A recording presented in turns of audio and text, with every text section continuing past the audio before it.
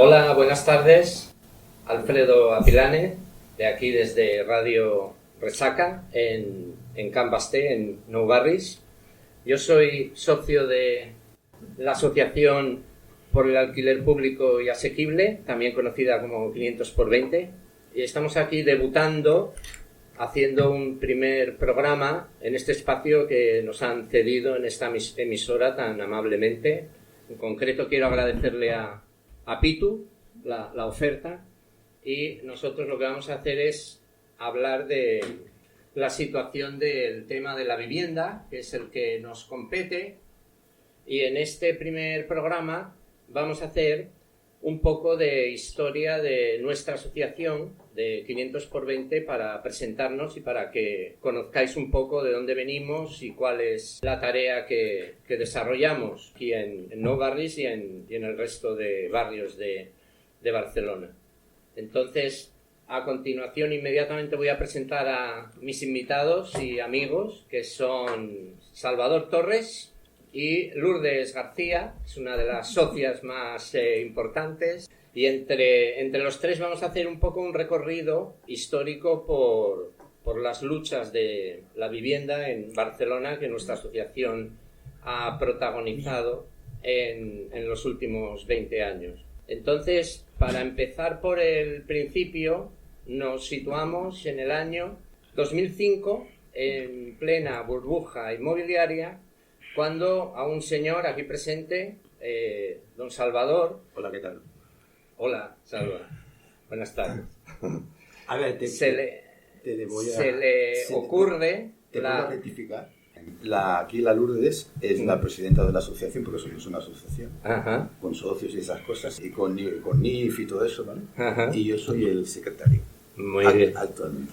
Perfecto. Por lo tanto, somos muy feministas. Perfecto. Te agradezco mucho la precisión sobre el organigrama. Ahora vamos a continuar con el comienzo de la asociación para que nos cuentes un poco, Salva, cómo se te ocurre en el año 2005, precisamente, como decimos, en plena burbuja inmobiliaria, crear una asociación en defensa del alquiler público, precisamente en un contexto en el que todo el mundo pedía hipotecas y se consideraba que alquilar era tirar el dinero.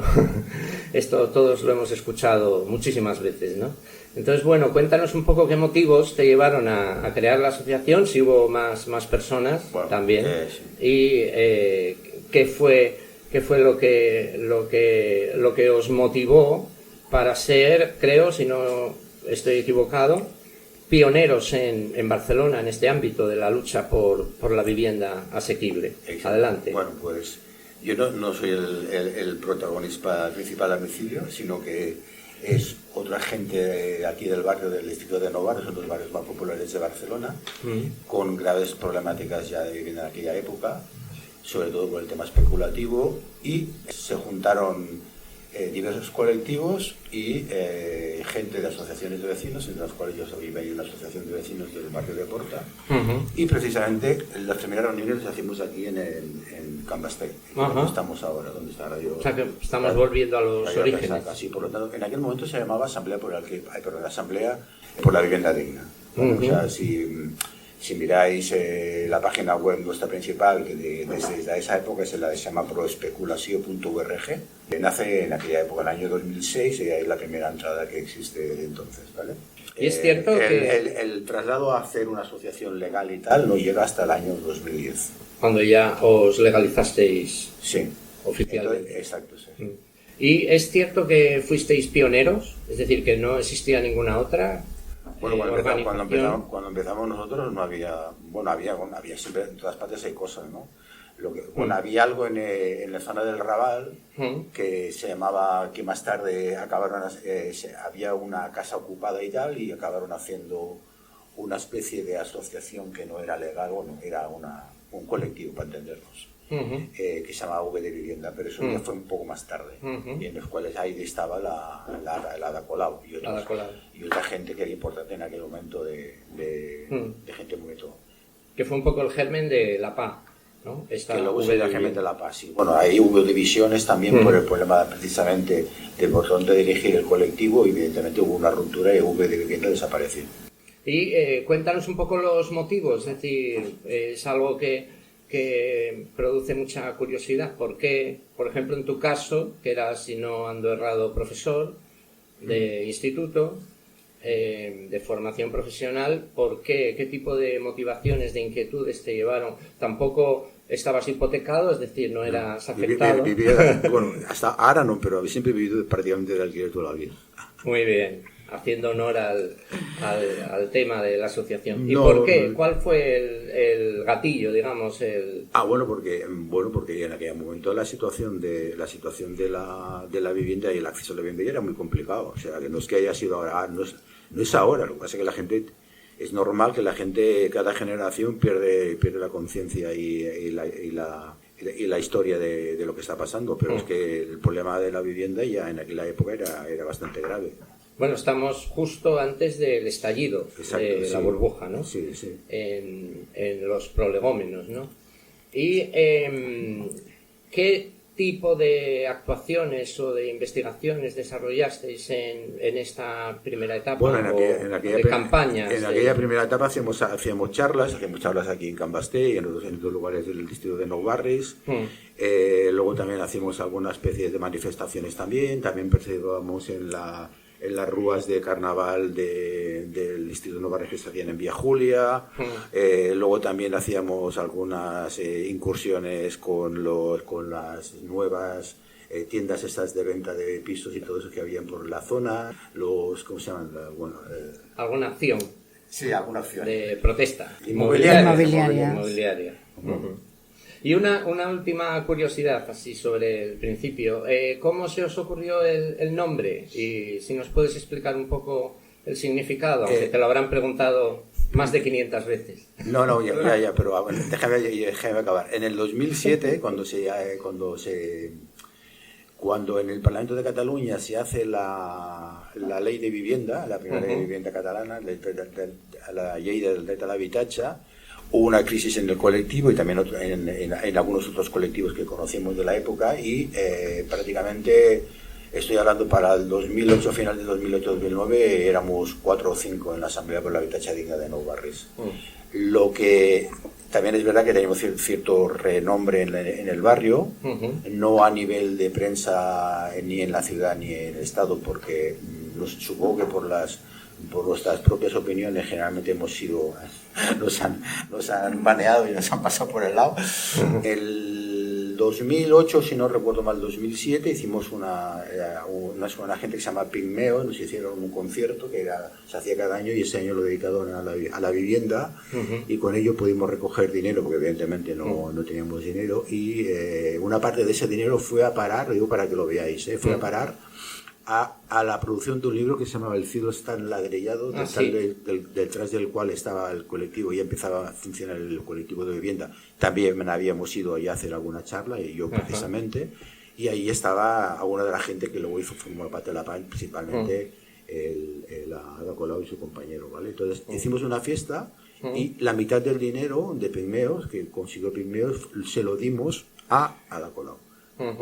Al colectivo para que publicara el libro del cielo está enladrillado. Entonces a partir de ahí ya la cosa bajó mucho. Ya te digo que nos quedamos 4 o 5 en el colectivo y para esa época ya decidimos entonces legalizarnos y hacer la asociación, que fue a partir de una campaña contra un edificio que hay ahí en la Plaza Sóller, que lo querían construir haciendo de venta, y nosotros exigíamos al ayuntamiento que cuando íbamos ahí al distrito de Nou Barris a las reuniones con el ayuntamiento, a las asambleas, a las audiencias públicas que hacen y a los plenarios, y les explicábamos si queríamos una vivienda de alquiler y tal.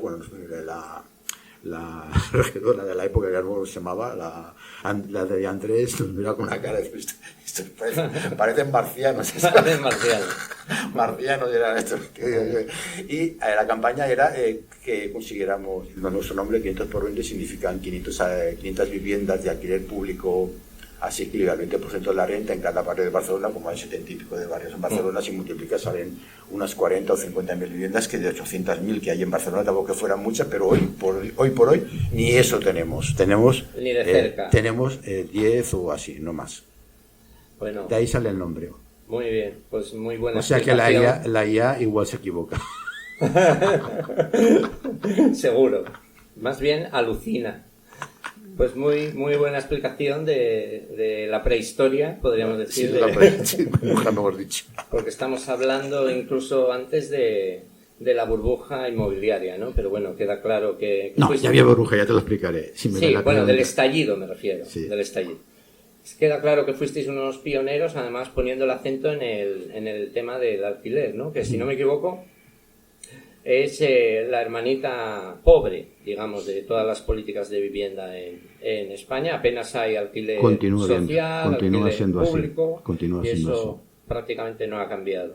Bueno, pues vamos a avanzar un poco y vamos a estallar la burbuja en 2008, y a partir de ahí empieza, bueno, el drama inmobiliario que prácticamente llega hasta nuestros días, ¿no? Entonces me gustaría saber cómo os afectó el estallido de la burbuja y la explosión que hubo de desahucios y de tragedias personales y de todo tipo, y cómo influyó eso en la actividad de la asociación, porque siendo una asociación de alquiler, pues tuvisteis que cambiar de alguna forma un poco el foco e incidir más en el drama que estaba ocurriendo en ese momento con las hipotecas, ¿no? Sí. ¿Es así? Fue una adaptación a... Ahora la presento a Lourdes. Espera, es la última pregunta para ti y ya le damos la palabra. No la tenemos marginada. Sí, porque el otro día fue el 8 de marzo. Cuidado, Conteste a la pregunta. Sea disciplinado, por favor. Bueno, yo creo que el problema central de este país, y continúa siendo, es que no hay un parque público de alquiler asequible, cosa que no pasa en algunos otros países de Europa, ¿vale? Es el problema central, y se optó evidentemente desde el año 1959, cuando dijo el ministro Arrese, dijo que haremos una España del proletario, sino de propietarios, sino de proletarios, ¿vale? Sí. Pero evidentemente detrás de todo el tema de la burbuja inmobiliaria hipotecaria, detrás evidentemente siempre ha estado el problema recurrente de la imposibilidad de poder tener una vida decente en una vivienda de alquiler, ¿vale? Entonces el problema prácticamente ha sido ese, ¿vale? Independientemente que la burbuja explotara, y por lo tanto nos tuvimos que dedicar también a aprender en temas hipotecarios, tanto con nosotros como la PA también tuvo que aprender, no fueron los únicos. Yo solamente diré como modo de anécdota de la importancia de cada cosa, te diré que cuando hubieron las concentraciones en la Plaza Cataluña del 15M, del 15M, exacto, se hacían charlas sobre vivienda, ¿vale? Y entonces la PA ya existía, porque la PA empezó a moverse en el 2008 y tal. Nosotros no nos gustó el proyecto y no entramos, y eso se generalizó porque hubo una crisis de hipotecaria fue brutal. Y precisamente una de esas asambleas en las cuales hablaba yo y hablaba la Ada Colau habló primero que yo y me quitó el discurso. Te lo digo así porque para mí fue muy chocante, porque claro, en aquella época el 2011 todavía el problema hipotecario era enorme, ¿no? Pero no sé por qué razón le dio por hablar del alquiler y me quitó el discurso. ¿Así? Cuando me toca a mí, tenía que decir o prácticamente lo mismo o hablar de hipotecas, porque mi asociación se llama Asociación por el Público Asequible, en cambio la suya se llama la plataforma por afectar por la hipoteca, pero empezaron a hablar de alquiler, pero bueno, es igual. Bueno, eso es buena señal, que te daba la razón, ¿no? Pero que estaba de acuerdo contigo, ¿no? De alguna manera todo el mundo entendía que había un problema de trasfondo que era ese. Pues está bien que cuentes un poco cómo se inició la carrera de nuestra ex alcaldesa y la relación tan armoniosa que tuviste con ella. Entonces, antes de introducir a nuestra invitada, te voy a hacer una última pregunta muy concreta, yo creo. A ver si puedes ser breve. A ver si me escuchaba. No hubiera sido mejor crear una organización de vivienda que fuera transversal. Es decir, que ya desde el principio, cuando creasteis vuestra asociación y luego la PA, hubo una especialización, como una fragmentación dentro del movimiento. Entonces mi pregunta, un poco desde fuera, porque yo en aquella época no estaba en contacto con este asunto, sería esta: ¿por qué no se creó una organización de vivienda transversal que afectara al tema hipotecario, pero también, por supuesto, al alquiler, incluso a la ocupación y a otro tipo de problemáticas? Bueno, nosotros tratamos los tres al mismo tiempo. Ajá. Pero bueno, nuestra especialización era, de alguna manera, es que claro, como son nacimientos diferentes dentro de una ciudad, bueno, nunca se llegó a la compatibilidad. De todas maneras, cuando ya se hizo muy famosa la PA y tal, intentamos entrar en algunas reuniones, pero de hecho no fuimos muy bien recibidos, por lo tanto nos mantuvimos al margen. Vaya, entonces parece que la relación no fue tan armoniosa como decíamos antes. Sí. Bueno, pues vamos a cambiar un poco de banda y a introducir a nuestra invitada, Lourdes García, que es miembro de la asociación, no sé desde cuándo, pero creo que desde hace bastantes años.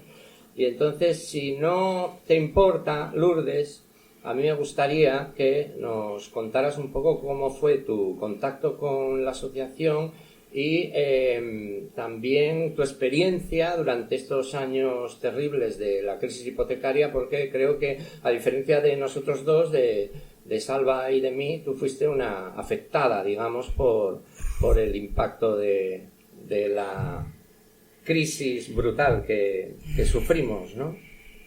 Entonces, bueno, a ver si nos puedes contar un poco esta historia personal de cómo llegaste a conocer la asociación y cuál fue un poco tu experiencia, por qué te zambulliste, valga la expresión, en este asunto. Vale, te lo cuento, ¿qué problema? No, si tienes algún problema, no. No, yo creí que me habías traído como invitada y no como afectada, pero no pasa nada. Primer caso. No tenemos abogados aquí, pero no hace falta que contestes. Dos cosas, te quiero corregir dos cosas. Bueno, adelante. No soy un locutor baqueteado, por los invitados. No soy invitada, es que vengo porque soy la presidenta y acompaño al secretario y a ti. Varios invitados tampoco. Queda clara. Vengo de propia voluntad, eso sí, no me habéis obligado. Y ayer fue 8M, hay que decirlo todo. Sí. Entonces, segundo, en el inicio de tu conversación presentando la asociación has dicho que tratábamos temas de todas las personas de barrios, Barcelona, España. Hay que añadir España. El resto de territorio. Los más lejos, también. Y el extranjero también, quizás. Sí hay... Bueno, alguna vez nos han consultado algo, Claro. Entonces, vamos más allá de lo que es el territorio, aunque, como decía Salva, la asociación tiene unos estatutos de ámbito territorial, pero cualquiera que se acerque es bienvenido y podemos acompañarles en su problema desde donde sea. Entonces, ¿cómo llegué yo? Pues yo llegué en el año 2015. Uh-huh. ¿Por qué? Porque tenía un problema hipotecario. Uh-huh. Buscando algo en internet apareció esta entidad. Uh-huh. Llamamos a la puerta, nos la abrieron, nos conocimos y nos quedamos. Y a partir de ahí continuaste la relación hasta el día de hoy, ¿no? Sí, claro. Sí. Es decir, una última curiosidad, si me permites, y si no, pues no hace falta que contestes. Después de superar, digamos, tu proceso personal como afectada, has continuado militando. No se supera, es una aceptación. Aceptas el proceso por el cual te has, entre comillas, destruido, ¿no? Eres tú la que tomas tus decisiones y tus errores provocan ciertas circunstancias. Entonces no se supera, lo aceptas. Cuando llegas a una asociación como esta, pues entiendes que hay más gente con el mismo problema que tú, aunque tú pienses que son tus malas decisiones. También te puedes llegar a dar cuenta que no son solo tus decisiones, sino que te has visto imbuida en una vorágine que no puedes controlar. Entonces, cuando hablabas antes de el estallido de la burbuja y del 2005 que pasaba, en el 2005 los sueldos, supongo que os acordaréis, porque somos todos mayores, estaban muy altos. los alquileres estaban muy parecidos a los actuales, muchas rentas eran muy altas, no todas, pero los pisos nuevos estaban muy altos y los pisos habían subido en una década el triple. Un piso de 10 millones ya valía 30, 35. Entonces, y los bancos se aprovechaban de los cándidos. Los cándidos eran los que pedían 3 y 4, o sea, 3 o 4 familiares o parientes con sus nóminas pedían una hipoteca para un piso. Y los bancos se las daban a todo el mundo sin mirar. Entonces, uno de los motivos por los que explosiones fue esto: la gente se quedó sin trabajo y no podían pagar la hipoteca. Los sueldos se reducieron y seguían sin poder pagar la hipoteca. Entonces, va todo ligado. Claro. Y bueno, no es algo que superes nunca. En realidad, el que tiene un problema hipotecario pierde el piso. Entonces, tienes que cambiar de vida, tienes que cambiar de sistema de pensamiento, de muchas cosas. Entonces, no es algo a superar, sino es algo a corregir, a cambiar. Claro.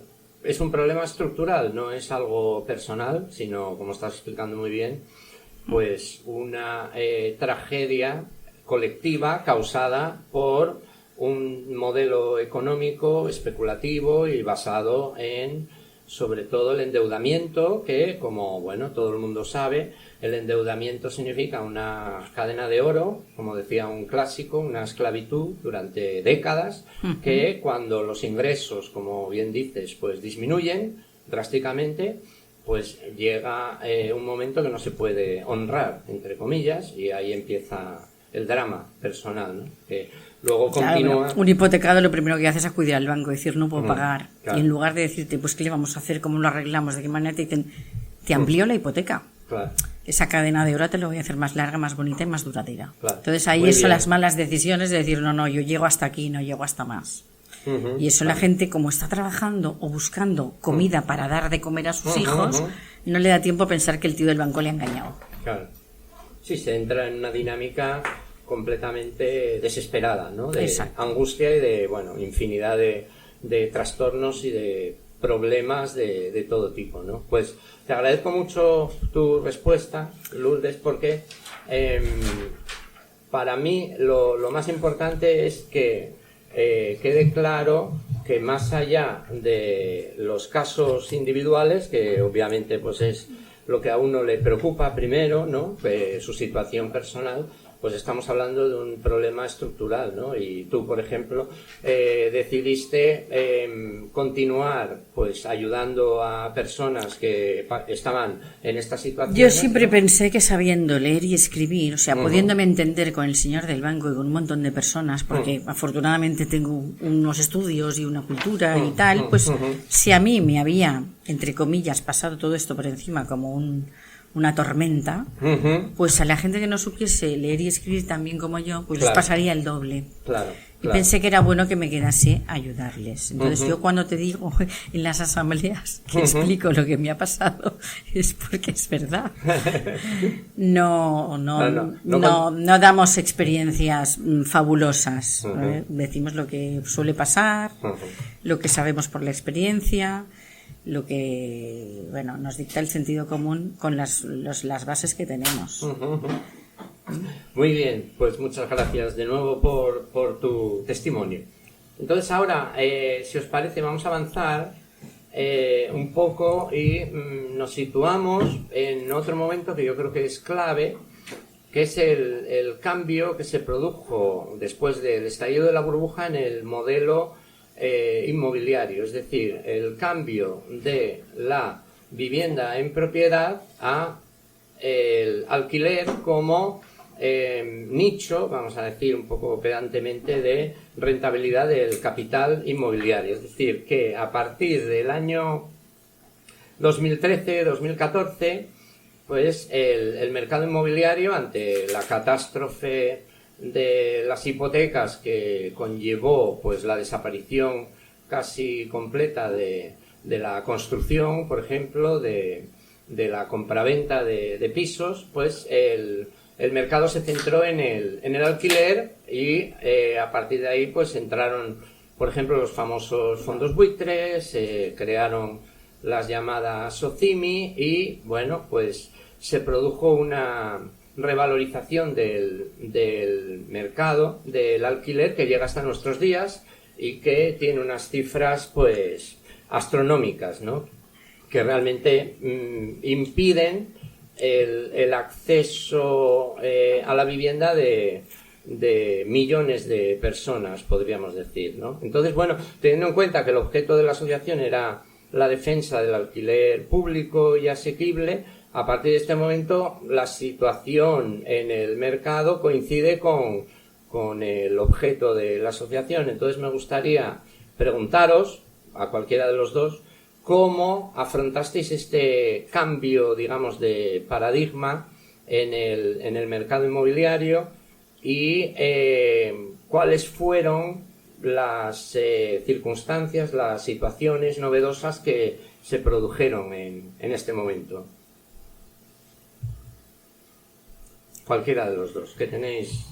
Pues a un ex hipotecado le cambia el chip cuando ve que no vas a hacer la misma tontería 2 veces, porque la pérdida económica te puede surgir en cualquier momento y el endeudamiento ya está ahí. Tú lo has explicado mejor que yo cuando yo contestaba tu primera pregunta. Entonces es un cambio de paradigma. ¿Por qué? Porque han quebrado todas las constructoras, el fin especulativo no se ha cerrado pero está roto y aprovechemos los pisos que ya tenemos, ¿no? Si no podemos construir, los que están a medias no se pueden vivir porque no están acabados, aprovechemos los que tenemos. En algún momento antes de la conversación habéis dicho, ¿y por qué tratáis temas de hipoteca, alquiler y ocupación? Porque es vivienda. El problema es que no hay vivienda asequible dentro de la ciudad. Ahora la ciudad puede ser Toledo, que seguramente aún les quedan pisos, pero en nada no quedará, o Guadalajara, o cualquier otro pueblo, o sea, cualquier otra ciudad pequeña. Aquí pasa antes, porque desde el 92 hay miles de turistas. Si no hubiésemos tenido lo que teníamos entonces, pues ahora estaríamos mejor. No se puede dudar, entonces aprovechemos lo que tenemos o construyamos para que no se pierda. Claro, pero lo que quería decir un poco más concretamente es que la situación del mercado hipotecario, la regulación legal, el tema de, por ejemplo, las cláusulas abusivas, el Euribor, el IRPH, etcétera, pues es muy diferente de la situación del mercado de alquiler regulado por la ley de arrendamientos urbanos, por ahora la ley del derecho a la vivienda, etcétera. Y las consecuencias sobre los usuarios también son diferentes, porque el hipotecado se ve cargado, digamos, con una deuda que tiene que devolver, ¿no? Incluso después de ser desahuciado, después de ser expulsado de su casa, y sin embargo el inquilino en principio no tiene esa consecuencia sobre su situación personal, ¿no? Entonces, cuando se produce este cambio en el modelo inmobiliario, es decir, cuando la mayor parte de los desahucios empiezan a ser por impago de alquiler, ¿no?, que ha ocurrido hace aproximadamente 10 años, ¿cómo cambia un poco vuestra actividad? Es decir, ¿qué tipo de estrategias seguís para afrontar esta nueva situación? Esta es un poco la pregunta, no sé si se entiende. No sé. ¿Tenéis que reciclaros y estudiar las leyes? Yo es que no lo veo como tú. Yo creo que todo el tema de la vivienda es un abuso de poder. Me da igual de en qué lado que estemos. Yo o sea, lo veo hablemos así. de hipotecas o hablemos de alquileres. El alquiler no deja de ser un contrato en 2 partes es algo que están de acuerdo. Nadie firma un contrato de alquiler hoy estando de acuerdo con todo lo que le has escrito. No puedes elegir la duración, no puedes elegir nada. Y te ves presionado a firmarlo porque si no te quedas en la calle. La hipoteca era lo mismo. Acudías a un señor notario, a un banco que te prestaba el dinero y a un señor notario que te lo leía todo de corrido, no te enterabas de nada y cuando te preguntaba si lo habías entendido le tenías que decir que sí, porque si le decías no me he enterado de la segunda línea, bueno, pues firmabas igual, porque el tío tenía prisa y en 15 minutos tenía que firmar otra. Entonces, nunca el usuario de vivienda ha podido elegir, por lo menos desde hace muchos años. Entonces, desde mi punto de vista es un abuso de poder. ¿Cómo lo enfrentamos? Pues de muy malas maneras, porque debería haber un movimiento que no está cohesionado y porque debería haber una resistencia social que está dormida. Entonces nadie protesta, protestan en el último minuto. Y muy bien, muchas gracias por la respuesta de nuevo. Sí, tú llévame la contraria de lo que quieras, que yo estoy aquí para aprender, que soy Yo no te llevo la contraria, es que lo veo de otra manera. Sí, soy un aprendiz en estas cuestiones. Y por introducir otro elemento, y doy la palabra de nuevo a Salva. En el año 17, en este contexto de cambio un poco del modelo inmobiliario, se crea aquí en Barcelona el sindicato de inquilinas, sindicat de llogateras, ¿no? Y si no estoy equivocado... El 17 no. Sí, el 12 de mayo del 17. El 17, creo. El día 12 de mayo del año 17. Muy bien. Y mira, casualmente Pero, estás hablando con una de las personas que participó en eso. Exacto, mira, eso os iba a preguntar, que si no ando errado, 500x20 participó en la fundación, entre otros colectivos, ¿no? Sí. Entonces, ¿qué tipo de objetivos de organizaciones se juntaron en este proyecto y cuáles eran, digamos, sus objetivos sobre... El sindicato era algo que no se sabía bien qué era, porque es un nombre, no es un sindicato, es un nombre que tiene unas connotaciones, pero el sindicato de llogaters y llogateras y el de inquilinos en Madrid es una asociación, como 500x20. Tienen el CIF de asociación. Sindicato era un nombre que llamaba la atención.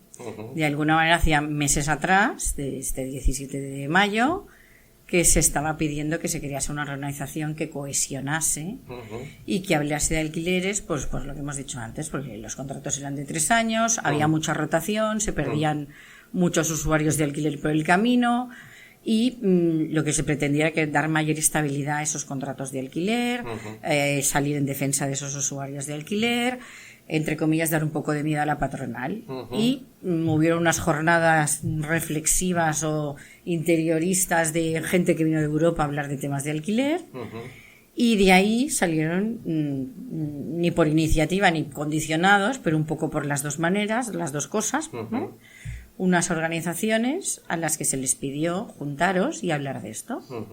Eso empezó en septiembre y en mayo estábamos con CIF, con todo, iniciando el proceso de lo que Constituido es el sindicato. Constituidos unos meses antes, pero el 17 de mayo salió a la luz pública, rueda de prensa, diferentes actividades en prensa, radio, televisión, etcétera. De hecho la Lourdes estaba en la Junta, para entendernos. O sea, que eras parte del... Bueno, no le llaman junta, le llaman grupo motor. Bueno, sí, no me he perdido ninguna de las reuniones ni del grupo motor ni de los muchos más en 3 años. Sí. Entonces, tengo un conocimiento de lo que se ha hecho desde entonces hasta un poquito más tarde, de muy primera mano, muy de mi manera, y hay cosas que no me entendería la gente si las explicase así a lo llano. No es que no las comparta, es que son diferentes a lo que es el derecho a la vivienda. ¿Y por qué? ¿Por qué te parece que son diferentes? No me parece, estoy absolutamente segura y convencida. Pero puedes precisar un poco más. Sobre todo bueno, es algo que no viene mal al derecho a la vivienda, sí, pero son visibles por otros casos. O sea, es importante el inquilino, pero lo que es importante es el caso, la mediatización del mismo. Más que la parte personal. Para que los que nos escuchan nos entiendan un poco el asunto que estamos comentando, os haría una pregunta concreta. La estrategia de los sindicatos de inquilinos desde el año 17 y hasta nuestros días se basa en la denuncia de los fondos buitre como especuladores y como principales causantes de la crisis dramática que estamos viviendo del alquiler, sobre todo, ¿no? Porque fueron favorecidos por la reforma que se llevó a cabo con la Sareb, con la venta de enormes paquetes de vivienda, y los sindicatos de inquilinas consideran en sus declaraciones que son los principales responsables de la subida del precio del alquiler y de la especulación inmobiliaria. Y ¿vosotros estáis de acuerdo con ese diagnóstico? Y si no, un poco podrías explicar, Salva. ¿Con permiso? Claro. A ver, no es verdad que en el año 17 o el 13 o el 14, bueno, a ver, no te quiero llevar la contraria, ¿eh? No, llévamela. Que en el año 13 o 17 hubiera un cambio de ciclo inmobiliario. Porque en el año 17, 18, 19, 18, el precio de la vivienda, el metro cuadrado de alquiler en Barcelona estaba sobre 13 y pico euros el metro cuadrado, igual que en el año 2007. Por lo tanto, en el 2007 ya había una burbuja de alquiler. Lo que pasa es que quedó totalmente tapada y periodísticamente por el salto a la palestra de las plataformas afectadas por la hipoteca. ¿Vale? Pero esa burbuja ha existido siempre. Ahora sí que está más agravada, ¿vale? Entonces, ahora ya estamos, me parece, 14 euros o 15 euros el metro cuadrado en Barcelona. Lo que hace que todas partes del país sea la misma, ¿vale? Esa es la primera cosa. Segundo, en alquiler ya habían casi 3 millones de personas en el año 2007, no habían 2 millones y pico de personas, de hogares en alquiler, y ya hasta ahora que estamos en torno de los 3,2 millones de viviendas de alquiler, o sea que hemos pasado a 1 millón más en un poco más de una década, y eso es producto de el fracaso del acceso a un bien básico y como es el de la vivienda, el fracaso del proyecto franquista del año 30 y del año 59 de José Luis Arrese, del franquismo, y luego también de toda la transición, que es el acceso a la vivienda a través de viviendas, en el cual hay mucho suelo público, que se regala prácticamente a los promotores, y luego todo bien regadito de hipotecas, porque claro, uno de los principales colaboradores del golpe de Estado del 39 es la banca, ¿vale? En ese momento, y evidentemente iba a ser favorecida y continúa siendo uno de los principales poderes fácticos en el país. Por lo tanto, el problema de la hipoteca y el problema es hay un fracaso del acceso a la vivienda hipotecario, y entonces la gente no le toca otro remedio por los alquileres, por los salarios y tal, de buscar en el mercado del alquiler una alternativa para poder vivir bajo un techo. Sí, estamos completamente de acuerdo. Entonces, la historia, no disentimos en absoluto. Ya, entonces la historia está... Bueno, ahora, como sé, me imaginaba que me preguntarías por eso, me he estado mirando a la famosa inteligencia artificial, que lo saca de varios diarios y periódicos, de que quién controla el tema de la vivienda. Y yo te digo que el control del precio de la vivienda en ese país continúa siendo el manguerazo de crédito que hacen los bancos sobre el conjunto del Titanic inmobiliario del Estado español. O sea, quien pone el precio a la vivienda es la banca. Cuanto más crédito da, más vale la vivienda, así de acabado. Y todo lo demás luego viene como colateral, como daño colateral, tanto del alquiler como todo eso. Entonces, en cuanto al tema del... O sea, que no son los buitres ni el gobierno... No, en cuanto al tema que me decías... Sí, en cuanto al tema que me decías de... Me lo he estado mirando porque él quería... me imaginaba que lo preguntaría, y le preguntaba a la inteligencia... Bueno, yo ya lo sé, pero lo he preguntado para que lo tuviéramos aquí. ¿Cuántas viviendas en alquiler tienen los fondos de inversión extranjeros y los bancos españoles en nuestro país? Y me ha respondido que hay aproximadamente 3,6 millones de viviendas en alquiler. No es verdad, y me parece que hay 3,2, ha bajado un poquito. Y entonces dice que los fondos de inversión, bancos y aseguradoras tienen aproximadamente entre 100.000 y 110.000 viviendas y 110.000 viviendas en alquiler. Sobre los 3 millones y pico representa un parque de vivienda del 5%. No hay sí hay presión política, evidentemente, porque muchos de estos fondos buitre son de Wall Street o de la City de londinense, afincados en el paraíso fiscal de Luxemburgo, y que tienen presión sobre el Estado español, ¿no? Pero el precio lo pone el banco, y el segundo, el gran lobby que a través de diferentes métodos, desde la Iglesia Católica, que es la principal socimi en este país, hasta las cámaras de la propiedad, etcétera, eso son los propietarios privados. No son los grandes bancos. O sea, en un país de 100.000 pisos de alquiler no pueden marcar el precio sobre 3 millones y pico. Eso no tiene, ni desde el punto de vista capitalista es posible. Y entonces... Por lo tanto, no estamos de acuerdo con lo que dicen. El centro está en la lucha contra el derecho a extraer rentas de una mayoría de la gente que pone pisos en alquiler y que son propietarios privados. Vale, queda claro el planteamiento, que es un poco diferente, como podéis comprobar, del que tienen los sindicatos de inquilinas, ¿no? Que se centran casi exclusivamente en el papel de los ominosos buitres, ¿no? Que son los grandes culpables del desastre, ¿no? Y en todas las manifestaciones y convocatorias aparece este eslogan. Pues queda clara y una cosita más, la matización. Sí. Que por lo que ha dicho también Lourdes, nuestra asociación estuvo en representación en la formación del Sindicato de Inquilinos e Inquilinas de Barcelona, que fue el primero de todos. También había otras organizaciones como la PA, etcétera, ¿vale? Y el que se nos vendió en un inicio era que esto iba a ser una coordinadora, podríamos decir, de todas las entidades que están en Barcelona luchando por el derecho a la vivienda. De hecho, también estaba invitada a la Federación de Asociaciones de Vecinos, etcétera, y se iba a constituir un, ¿cómo le llamaban? Un consejo de entidades. Ese consejo de entidades nunca, bueno, eso lo puedo explicar incluso mejor ella que yo. O sea que eso ahí también fracasó de alguna manera. Se acabó convirtiendo en una asociación más y por lo tanto en un proyecto también una asociación de competición. Con ideología y competitiva. Competición, claro. Te puedes encontrar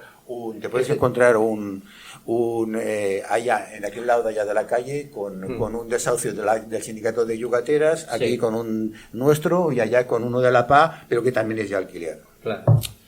Esto no era el proyecto inicial. La idea de unir a diversos colectivos, ¿no? De formar una confederación, no se pudo concretar, ¿no? Debido a las cuestiones que estáis explicando, y al final la fragmentación pues ha continuado, ¿no? Y de hecho hasta el día de hoy pues sigue habiendo muchas organizaciones diferentes, cada una con su estructura y con sus objetivos, lo cual, bueno, en principio, pues no parece lo ideal, ¿no? Tratándose de un asunto que es común a todas ellas, ¿no? Bueno, si me permitís, cambiando un poquito de tercio, vamos ya casi avanzando hasta el final. Ahora llevamos 33 minutos. No, si será muy largo. Me gustaría... No, vamos a aburrir a la gente. Seguro que no, seguro que esto interesa a todo el mundo. Los que no son afectados lo pueden ser en un futuro, así que lo que no puede decir alguien es que no le incumba, salvo que sea un millonario, un rico heredero. O un rentista, que son los que más hay. ¿Te puedo explicar por qué está la Lourdes aquí al lado nuestro? Bueno, ella ha podido. Yo le he explicado de carrerillas y rápido. Ella ha podido explicarlo. Sí, es que nosotros, a pesar de que no hayamos PA de hipoteca, ¿vale? Cuando no tenemos la H de hipoteca, también hemos averiguado muchas cosas sobre el tema hipotecario. De hecho, yo creo que en principio, nuestra gran diferencia con la PA fue con el tema de la dación en pago. O sea, darle No, pero yo no estoy por esto. No, ya lo sé, te lo digo. Darle, pero es que me ha tocado decirlo, darle o sea, si la dación en pago es la victoria del deudor sobre el banco, entonces, como yo no lo entiendo, ¿cómo puede ser que entregar la vivienda y todo el dinero que has dado a un banco, eso sea una victoria? Bueno, vamos a resumirlo porque no nos vamos a enfadar con nadie, solo indicando. Sí, que la dación... Un momento, no me cortes. Es muy importante para que la gente lo entienda. Déjame interrumpirte porque estamos saltando y no sé si es una aclaración los oyentes para explicarlo más fácil. Les voy a explicar a los oyentes qué significa la dación en pago. La dación en pago quiere decir... Pero tenéis que explicar primero eso. La dación en pago quiere decir... La dación en pago no hace falta, lo entenderán rápidamente. La dación en pago quiere decir que tú entregas tu piso al cambio al banco, a cambio de un papel que dice que te exoneran de la deuda, que dejarás de tener deuda. En el mejor de los casos, a veces te queda una pequeña deuda, con lo cual te conviertes en inquilino. Dación en pago iba asociada a alquiler social. En aquel momento que la pedían, los que la pedían, eran 3 años de alquiler. A los 3 años, ninguno de los que estaban de inquilinos se les renovó el alquiler fácilmente. Los que defendían la dación en pago se empezarán a convertir en defensores de los contratos de alquiler social que habían firmado 3 años antes. ¿Y qué hizo eso de la dación en pago?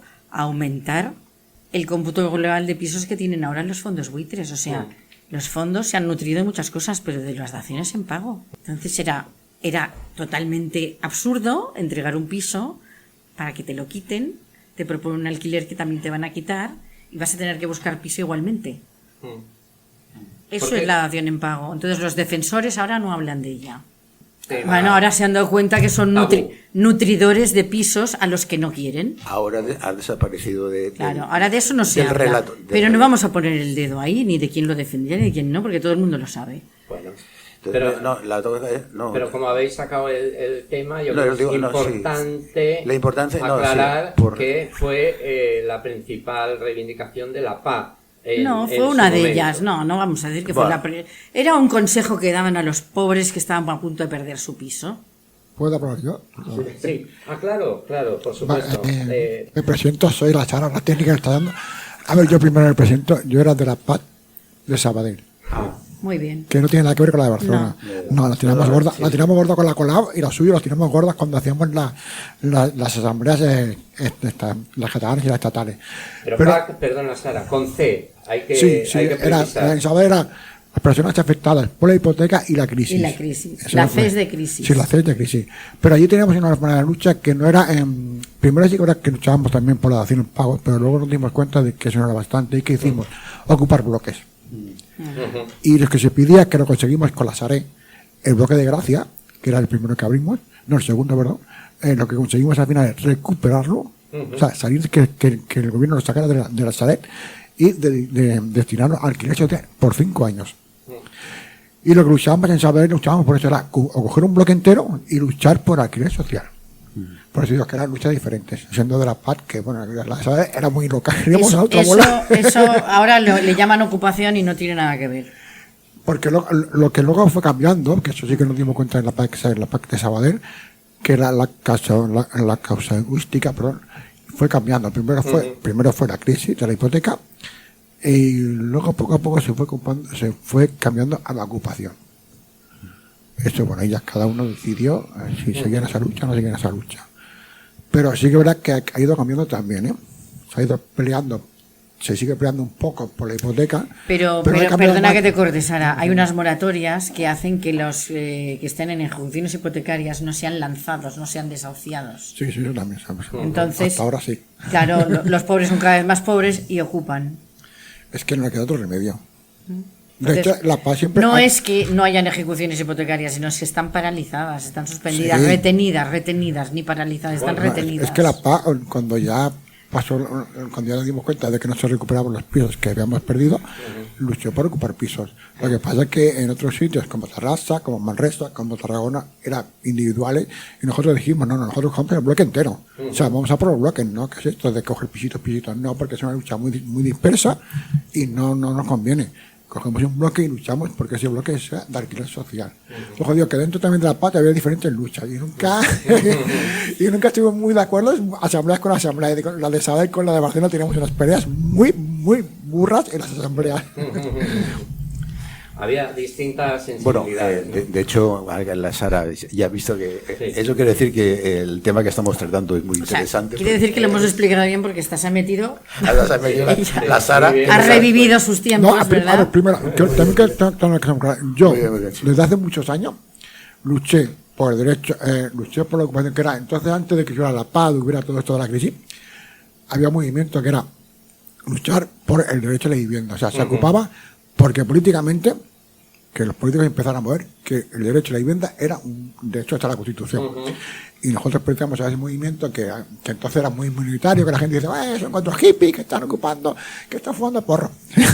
Pero era una lucha política por el derecho a la vivienda, que entonces éramos 4 hippies, ahora resulta que no somos 4 hippies, que somos más. Bueno, digamos que durante décadas la ocupación fue el único movimiento real de acceso a la vivienda. Las radios libres, las radios libres siempre están muy unidas a a los movimientos de ocupación sociales de locales y de esas cosas, ¿no? Que era más de locales que no en sí tampoco de viviendas para poder vivir.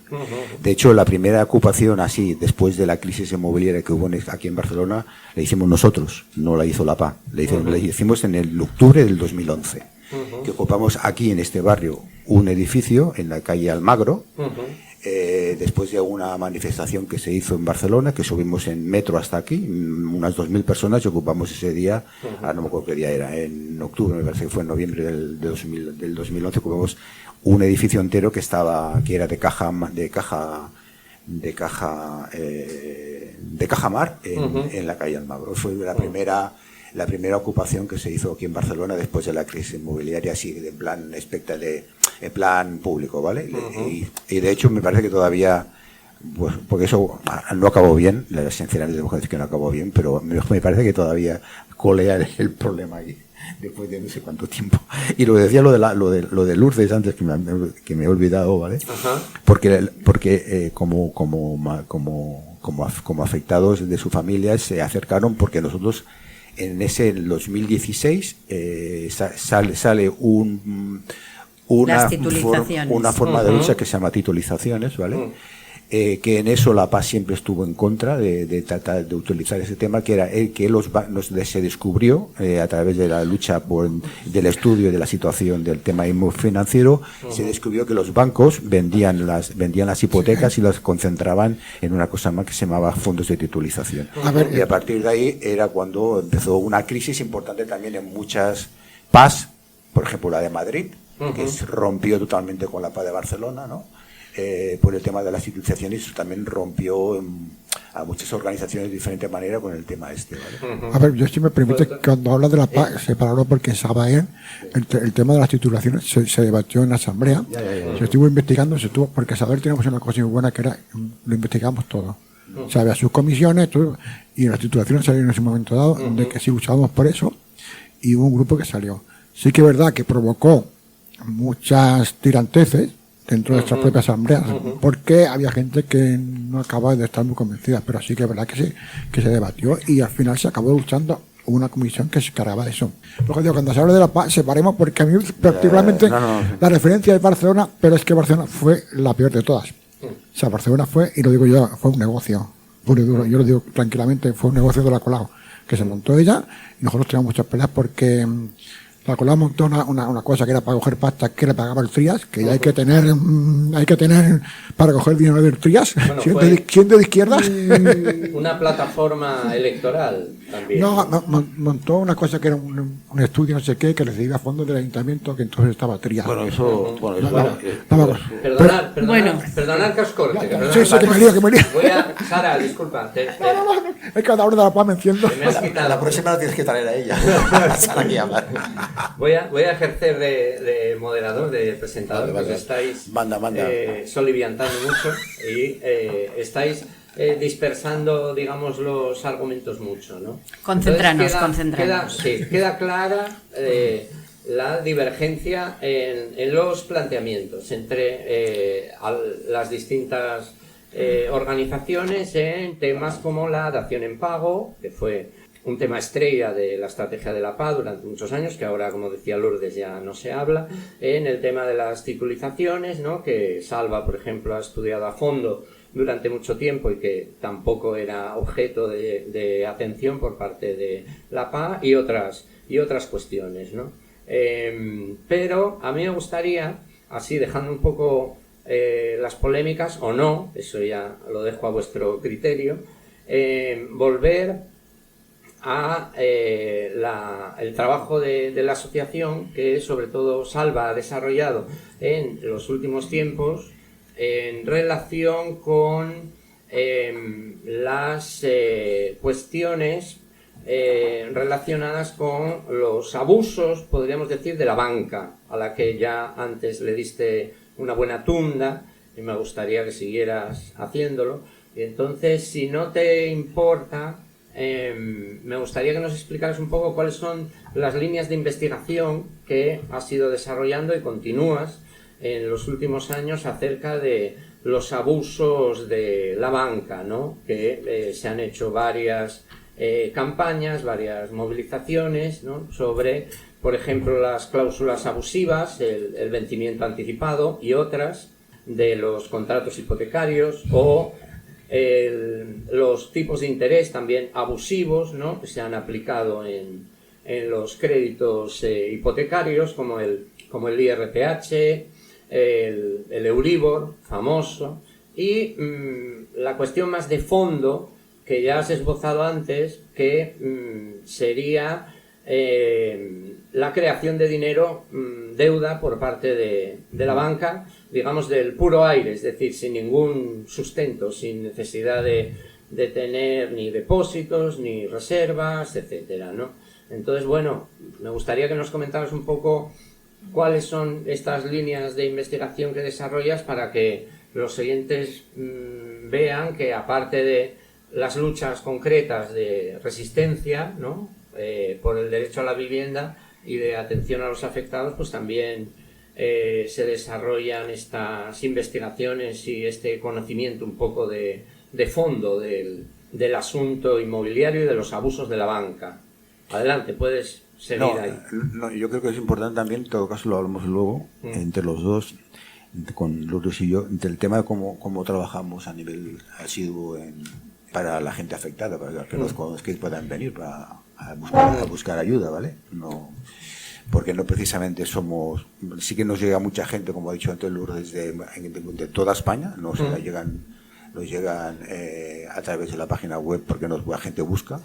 Pero es gente, perdona, que llega, disculpa la interrupción, precisamente por este motivo, es decir, porque las investigaciones y muchas cuestiones que, bueno, tú en concreto has investigado, ¿no? Pues aportan novedades jurídicas o, bueno, legales, que pueden servir para la defensa de muchos también afectados. No solamente en hipotecas, sino también en alquileres también tenemos muchas cosas que decir que no salen a la prensa y que hemos investigado durante mucho tiempo, y de hecho nos copian muchas veces, pero eso todo se ha dicho. No, el tema está en que no solamente el hecho de poner en duda la dación en pago, luego el tema de las titulizaciones, etcétera, eso nos ha ido metiendo dentro del mundo financiero, ¿no? Y descubrimos, con el tiempo descubrimos muchas cosas, ¿no? La primera de todas es que cuando el banco, y además ha habido una sentencia ahora, recientemente una sentencia en Salamanca, eso quiere decir que, por lo tanto, continuamos trabajando el tema hipotecario, también el tema de alquiler, y también nos viene gente con ocupaciones. O sea, lo tratamos todo para que quede muy clarito eso, ¿eh? Pero recientemente ha habido una sentencia en Salamanca, ¿vale? Que ha conseguido un abogado, que es una cosa que llevamos ya tiempo explicando nosotros a través de nuestros canales, ¿no? Y es que un juez ha anulado una ejecución hipotecaria porque el abogado demostró, en España, en este caso aquí, el de Salamanca, demostró que el banco no había puesto nunca dinero en el crédito, que el dinero lo había puesto el mismo deudor. Y eso se hace a través de un proceso dinerario que se llama la monetización de la promesa de pago. ¿Qué quiere decir eso? Pues que hoy, si te vas al Banco de España o te vas al Banco Central Europeo, te dirá claramente, cosa que antes no salía en sus páginas web, que los bancos comerciales a nivel europeo y en todo el mundo crean el dinero a partir de préstamos que crean el dinero cuando el deudor acepta, firmando delante del otro, que va con la promesa de que devolverá ese dinero. O sea, el dinero aparece en el momento en que tú le pones la firma al contrato mercantil, sea una hipoteca, sea... Pero eso es porque una hipoteca es un préstamo con prenda. Exacto. Y lo que hay que explicar es que es un préstamo con prenda. No hay dinero porque el dinero es la propia vivienda. Claro. Hasta que no pagas el último recibo, no es tuya. La gente dice, mi piso, no. Hasta que no pagas el último recibo. Es del banco. Entonces eso es parte del juego. Te engañan con unos argumentos verbales impresionantes que dicen cosas, pero en realidad lo que te están dejando es dinero de tu prenda. Y no te dejan nada, simplemente les devuelves lo que vale el piso. No, bueno. El valor, la cuantía que han ponderado vale el piso. No les devuelve, no devuelve, el dinero, si no había dinero y aparece de golpe y porrazo y es puro aire, ¿cómo puedes devolverle dinero? Y aparte, no solamente hay ese problema, lo dejo en el aire porque si no haríamos otra discusión. Hay otro problema que me he añadido, y es que el problema no es ese, el problema es el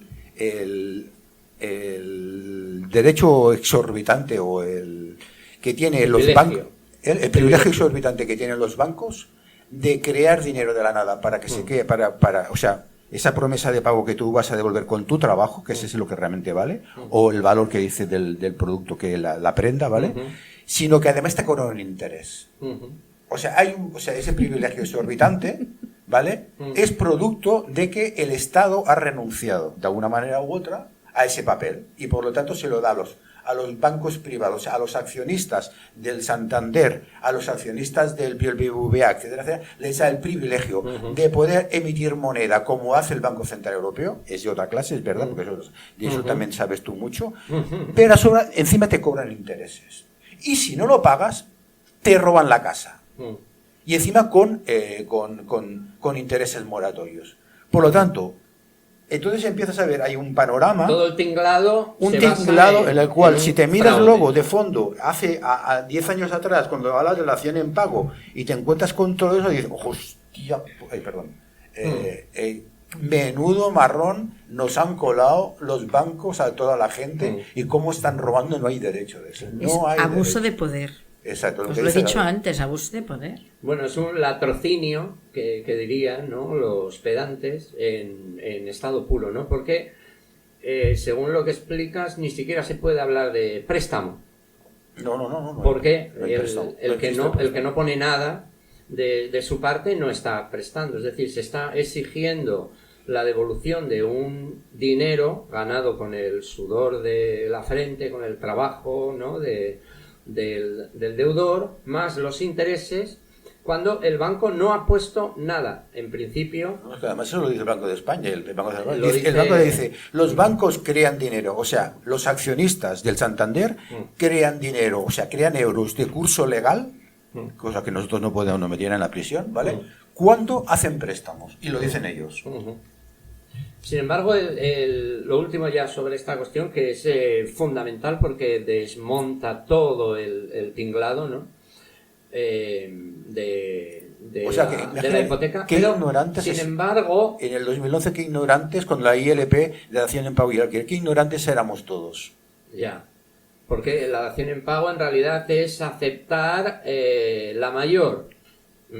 Es decir, renunciar a la denuncia de esto que estamos hablando, ¿no? Y aceptar la entrega de la casa al banco, ¿no? Pero la cuestión la sería... en pago es, fui tonto último, y sigo siendo tonto. Metí la pata una vez y la remeto otra vez. Por eso ya no hablan de ello, lo han corrido. Que se lo tomen como quieran. Hay gente que no ha tenido la oportunidad de decir que no a eso porque no se lo han explicado bien. Pero, igual que hizo el notario cuando firmaron la hipoteca, otros que no explican las cosas bien. Pero dan fe, que es grave eso, ¿eh? Aparte de la dación en pago, que ya ha quedado claro que fue una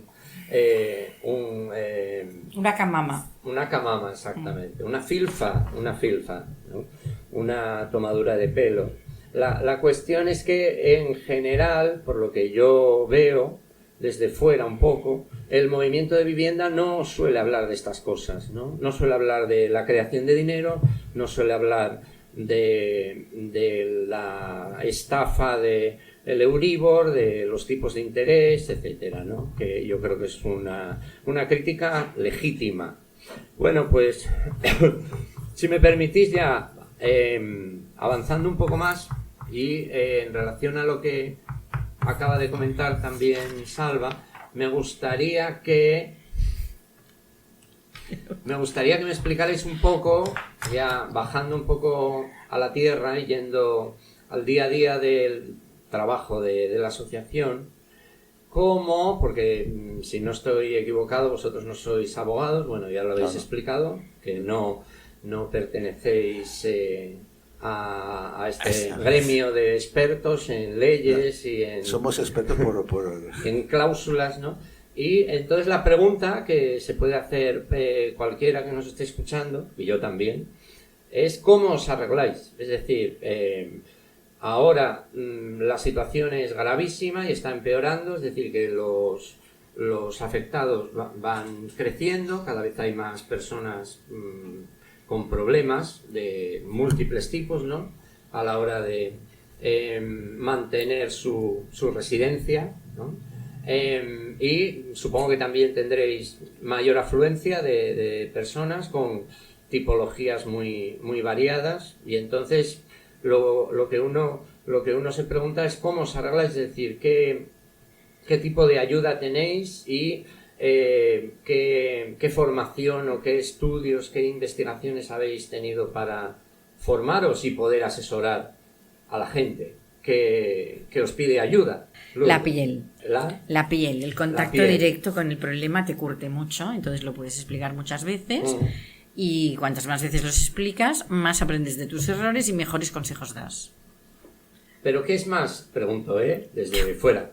Sí, la experiencia, como dices tú, la piel, o el trabajo también de las dos cosas. Estudiar, de leer las Evidentemente, leyes, si en un buen fondo, todo lo demás son palabras vanas, pero si hay contacto físico con el problema y estudio, pues todo va más acompañado. Pero no se trata de dar normas, sino de dar consejos que les puedan ser útiles para no sentir esa presión tan fuerte y para poder, en algunos casos, alargar plazos y en otros, pues bueno, llevar la cosa más aceptablemente. ¿Y cómo llegan estas personas en general? Es decir, ¿cuál es el valor que tiene la ayuda que prestáis? La pertenencia a la asociación, el ver que su situación no es un problema individual, sino que es algo estructural o colectivo. Bueno, pues las dos vertientes. Hay la vertiente emocional y empática y la vertiente de sabiduría. Quiero saber más de mi caso, quiero más información que sabes tú que yo no sé, porque habéis hecho esto y yo no, que me lo mire otra persona, que me consultas muy técnicas y temas emocionales y empáticos que a veces refuerzan más que cualquier consulta técnica. Pero eso no lo puedes, lo valoras a posteriori, no mientras está la gente allí, ¿no? Entonces lo he comprobado directamente, porque en el próximo programa, si nos mantienen la invitación aquí se ha sumado una persona porque hemos llegado a su punto. A ver, esta radio siempre está a vuestra disposición, que lo sepáis. Perdón. Que esta emisora siempre estará a vuestra disposición. Bueno, muchas gracias. Y tú también, tienes que continuar ahí participando. Aquí, como he dicho antes las compañeras, en la lucha hay muchas visiones. Yo tengo la mía, pero porque la mía vino muy antigua, incluso antes de la crisis, y ya luchaba yo por derecho constitucional a la vivienda. Entonces tengo un recorrido y mi visión de la lucha es diferente a, digamos, la institucional. Yo jamás he pertenecido a una asociación. La asamblea, la paz no era una asociación, la de saber era una asamblea. Y yo siempre he luchado en asambleas. La Paz de Sabadell no lo sé, pero la Paz de Barcelona sí que era una asociación. La Paz de Barcelona era un negocio de la señora Colau y los suyos. Punto. Bueno, dejemos ya. Pero me refiero a que mi lucha siempre ha sido en asambleas, nunca he ido por los cauces legales, por decir de alguna manera.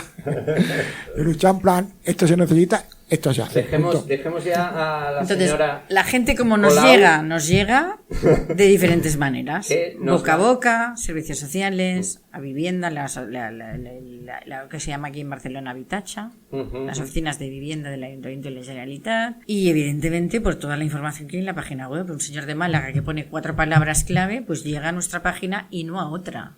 Claro. Porque en las otras entidades no hay esa investigación. Claro. Y menos la comparten. Claro. Que eso es una de las cosas buenas. Compartimos. Por eso es tan importante desarrollar. ¿Por qué otras entidades no hacen lo mismo? Pues suponemos que porque no les interesa, porque su objetivo no es la divulgación y no es la ayuda, es otro. lo dejamos ahí. Sí. Dejemos No, a la señora... En la página web de nuestra hay un dicho que dice, más o menos, era un proverbio chino que dice que si quieres ganar a tu enemigo, tienes que conocerlo. Claro. Y por lo tanto, la única manera de poder conocer a tu enemigo, me parece que también es Clausewitz, que es uno de los que estudió mucho el tema de la guerra, ¿no? Si querías ganar la guerra, tenías que conocer a tu enemigo. La única manera de ganar al enemigo siempre es conociéndolo, y para conocerlo tienes que estudiarlo, y para estudiarlo tienes que comer los codos también. O sea que es un poco de todo. De la práctica aprendemos mucho, de lo que la experiencia que le pasa a la gente, pero también aprendemos a partir de la experiencia del conocimiento, ¿vale? Uh-huh. Y ese conocimiento también nos ayuda a entender las problemáticas de todo un poco. Y con ese conocimiento vas más allá, entiendes cosas que van a llegar. Claro. Y doy fe de que el agradecimiento es infinito, porque iba a decir antes que el próximo programa lo haremos con afectados, con personas que están ahora mismo sufriendo situaciones concretas, y en las entrevistas así un poco preparatorias, pues todas expresan un agradecimiento infinito hacia vosotros, hacia vuestra tarea, y sobre todo incidiendo en la calidad de la ayuda. Es decir, que aparte de lo que dice Lourdes del acompañamiento, pues hay un asesoramiento técnico y experto, y bueno, también la asociación sé que cuenta con asesoramiento de abogados y de personas que están dentro de los juzgados y en primera línea, digamos, del frente, ¿no? Bueno, sí, perdona, Lourdes, ibas a decir y además algo tenemos un apoyo financiero de ¿Ah, sí? una aportación ¿Un banco? económica que hacen los socios Uh-huh. cada año, que es un importe de 10 euros o el que quiera. Ese es el apoyo financiero. Que además, al menos desde que yo soy socio, hace 10 años, creo que no ha subido la cuota. No se aplica. Nosotros la asociación cobramos cuotas. La cuota son 10 euros anuales. Lo que tenemos también los balances económicos los tenemos en la página web para que todo el mundo los conozca, ¿vale? Y por lo tanto somos transparentes en eso. Y bueno, no hacemos cosas raras para atendernos. Y atendemos al que no es socio también, ¿eh? También no hace falta ser socio. Ser socio es una aportación más, pero no es. El ser socio significa que te quieres implicar más allá de tu problemática concreta. Claro. Que quieres ser más que un afectado, también un activista, digamos. Que quieres aportar algo más. Quieres aportar algo más que tu presencia. Pues si me permitís 2 cuestiones finales ya, y por mi parte estaría ya todo. La primera sería que hablarais, quizás Salva, que lo está trabajando un poco más, del proyecto, del cual, por cierto, forma parte de esta entrevista que estamos haciendo, de hacer un foro vivienda, en principio a finales de este año, para tratar, que no sería el primero, sería el tercero, porque ya hubo 2, y el objetivo sería tratar todas estas cuestiones, hacer una serie de debates y de reflexiones y de charlas sobre todas estas problemáticas. Y me gustaría que Salva hablara un poquito de este proyecto, cuándo se va a celebrar y cuáles son así los temas que se tratarían. Bueno, pues Foro Vivienda nace en el año 2018 porque en nuestra asociación ese año, en el mes de julio, hicimos unas jornadas de 2 días aquí en el Ateneo La Bóvila, que está aquí en la Plaza Sóller, ¿vale? Y tratamos, fue una presencial de hacer debates sobre las diferentes problemáticas de la vivienda. Trajimos gente de diferentes partes de España, estuvo muy presente y colaboró intensamente algunas organizaciones, especialmente la Plataforma de Afectados por la Hipoteca de Madrid, con la cual tenemos una larga relación. Entonces, eso, para nosotros fue muy importante porque fue costoso, pero desde el punto de vista del esfuerzo que tienes que hacer para hacer eso, y aparte, el año 19 volvimos otra vez a hacerlo, pero esa vez lo hicimos en Madrid, lo organizó la PA Madrid, ¿vale? Y otra PA. Exacto. La hizo la PA. También me la conozco. También la conoces.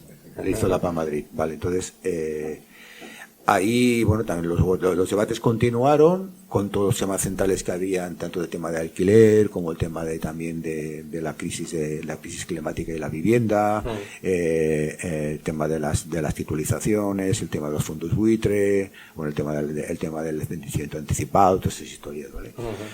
El tema también de la ocupación y luego el tema de la creación de dinero, que también lo hiciste tú precisamente, hiciste un taller sobre eso, ¿vale? Y luego llega en el año 20 llega ¿cómo se llama? El COVID ese, y entonces, bueno, pues no pudimos continuar. Tuvimos nosotros una crisis muy fuerte aquí en el barrio,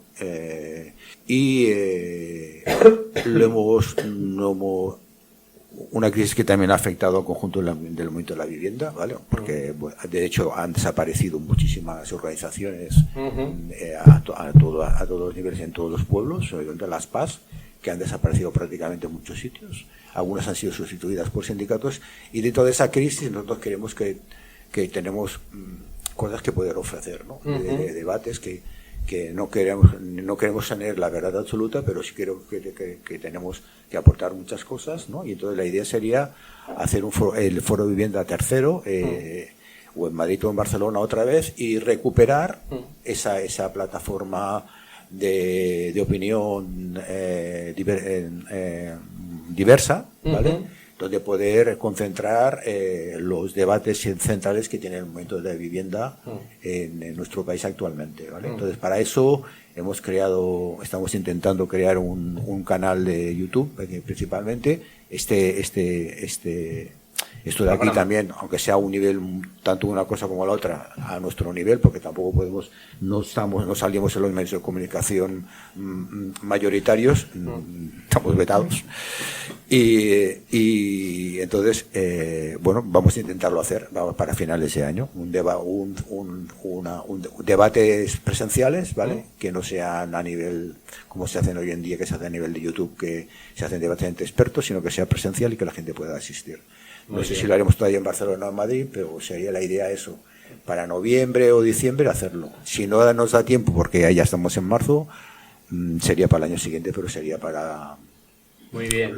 No te voy a preguntar por qué estamos vetados en los medios de comunicación, porque eso nos llevaría demasiado lejos. Entonces, me parece muy buena la explicación. Y este canal de aquí, que ahora empezamos hoy el programa en la radio Resaca, y si tenemos la posibilidad, como nos van a ayudar, de poder eso trasladarlo los podcasts a nivel de todo nacional, pues también va a ser importante. Que sirvan también un poco de semilla, ¿no?, para estos debates. Pues es muy importante lo que dices, porque refleja esta necesidad de combinar la ayuda a las personas, es decir, lo que es el trabajo a pie de calle, por un lado, ¿no?, y por otro lado también desarrollar líneas de investigación y currárselo para comprender bien la situación. Y sobre esto iba la última pregunta. Ya os libero, que hay un autobús que tiene que salir en breve y no queremos perderlo. Y simplemente sería el minuto y resultado, es decir, actualmente, ¿cómo veis la situación? ¿Qué perspectivas hay de que esto pueda mitigarse? Estamos en máximos, cada día en los periódicos aparecen noticias de récords, de precios, bueno, el drama inmobiliario parece que va a más, y eso que estamos en una buena situación, en principio, económica, sí, en principio los datos indican que la situación es buena, y sin embargo el drama inmobiliario no solo no cesa, sino que parece que se agudiza. Entonces, ¿esto en qué perspectiva, en qué situación nos pone? Es decir, ¿cómo puede acabar esto? ¿Cómo va a evolucionar? ¿Qué pensáis? Pues si seguimos haciendo lo mismo, tendremos los mismos resultados. Es fácil. Desde el inicio de la conversación, en el 2005 pensamos que esto puede ser importante, nadie piensa lo mismo que nosotros, luego nos vemos abocados donde vamos, la crisis financiera lleva a la crisis de vivienda, etcétera, etcétera, etcétera. Entonces seguimos haciendo lo mismo. Pero la pregunta tendremos es, los mismos resultados. En el 17 salen los macrosindicatos. Los alquileres siguen siendo más altos. ¿Son sindicatos de alquiler o de boquilla? ¿eh? O igual es que no tiene Entonces, realmente solución. O cambiamos la manera de funcionar o no hay resultados positivos. Actualmente hay expectativas sobre las reformas públicas, una nueva ley de vivienda, ¿no? Que es bastante reciente, la regulación de alquileres. Las últimas leyes, que todas no están... promovidas por mucha gente y apoyadas y tal, son muy difíciles de aplicar. Están ya hechas con la intención de ser dificultosas de aplicar. Entonces, no nos están viniendo nada bien esas leyes. O sea que vamos a tener cada vez más trabajo. Más difícil. No vamos a dar abasto. No lo sé, no te puedo decir, pero hay que ir por otro camino. ¿Por cuál? Pues el régimen fiscal, por otros temas que nadie habla de ellos, que son igual de importantes y tal vez complicados de resolver, pero más directos al problema.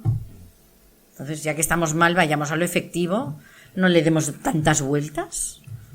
Como no podemos abarcarlo todo y siempre nos dejamos pero flecos, lo podemos hablar otro día, porque claro, es muy tarde. Eso iba a decir, que siempre nos quedan flecos pendientes, como el tema fiscal que acabas de comentar. Que El salva... tema fiscal. Nosotros tenemos unos 10 puntos, ¿no? Que hablamos de lo que se tiene que hacer y no encontramos compañía que nos defienda esos puntos. O sea que el resto de las organizaciones no se centran no en otros problemas que también existen, pero que no son eficaces. Todos estamos de acuerdo en que hay que bajar los alquileres, pero el problema es no decirlo, sino cómo se hace. Aparte de que tiene que haber lucha, evidentemente, y aparte de que decimos que tenemos que bajar los alquileres, porque es imposible continuar así, el problema es cómo lo hacemos. Ponerle el cascabel al gato. Pregunta, ¿es suficiente solamente hacer manifestaciones masivas en la calle? Bueno, es obligatorio, pero no es suficiente. Entonces, hay que hacer exactamente qué hacemos. O sea, y ahí yo creo que ahí es donde choca los criterios de por donde acaban los caminos, ¿sabes? Diferentes. Y además, decir una cosa, el problema de la vivienda es tan grave porque, para que nos hagamos una idea, hoy en día, Estados Unidos, las cabezas visibles de los Estados Unidos son promotores inmobiliarios. Para que nos hagamos, el Trump es un promotor inmobiliario y una buena parte de las cabezas visibles de su gobierno son promotores inmobiliarios. La promoción inmobiliaria, como se ve en Gaza, que han destruido a 2 millones de personas, los han matado, un genocidio, para luego construir allá una gran promoción inmobiliaria en el Mediterráneo oriental. O sea que estamos para las vacaciones. La distopía, ¿no? Es una distopía absoluta. Una distopía. Entonces queda claro que el asunto no parece que vaya a mitigarse próximamente. Yo, ya para acabar, voy a poner un poquito de salsa y voy a suscribir el comentario que hacía antes Sara, de defender la acción directa, que siempre se llamó. Yo siempre digo, en todo movimiento, y me estoy dando cuenta que en este también está la gente de oficina y la gente de calle. Yo soy de la calle. Lo mío es la pelea de la calle. Y eso ha sido siempre una lucha muy, muy eficaz, que en el caso de la vivienda pues sería la ocupación, ¿no?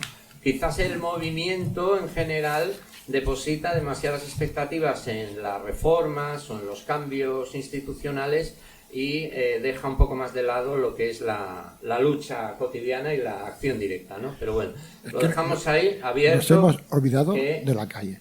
Que siempre... Solo lo digo desde mi parte. Nos estamos olvidando de la calle. Claro, quizás habría que fomentar más ese tipo de tradiciones que, por cierto, vienen de muchas décadas atrás, ¿no? Sí, vienen de los años 70, 80, 90. Pues lo dejamos aquí.